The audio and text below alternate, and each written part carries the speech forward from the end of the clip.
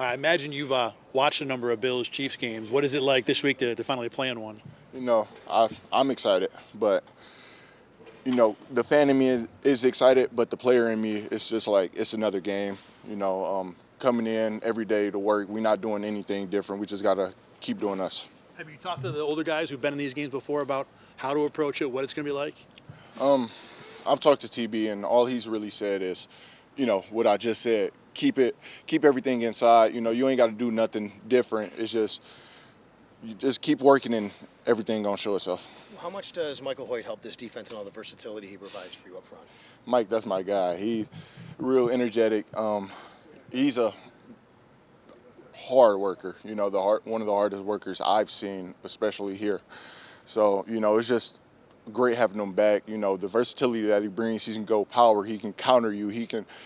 He has a counter to anything you try to do to stop him, and that helps me, Larry. That helps everybody else out so much on the D-line. I know at D tackle it's not as much, but they run a lot of eye candy. The Kansas City Chiefs. How important is it to not get distracted by that this week? It's very important. Just keeping our eyes on our keys, letting our keys tell us where the ball is going. If you start looking at all the motion, is looking at the receiver, reverse motion. Yeah, they do a lot, but as long as you don't let that distract you, we're going to be good. What's your approach to a guy who can extend plays as long as Mahomes kind of tackling that? Rush force one.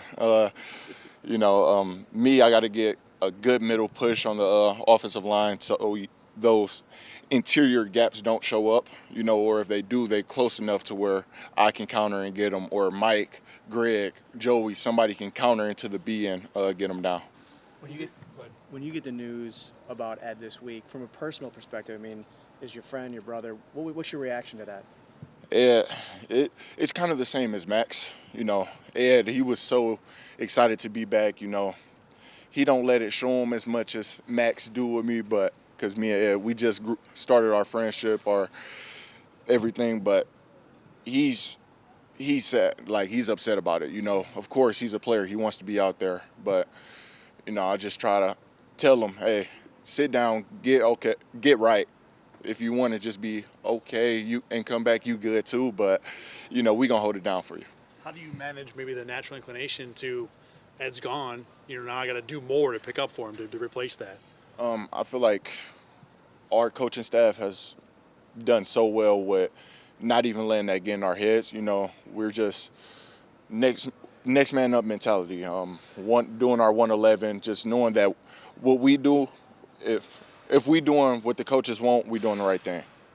Is there still a feeling that maybe Ed had a presence and a leadership, and you want to make something happen for him? Is there a drive to do that now? Yeah, for sure.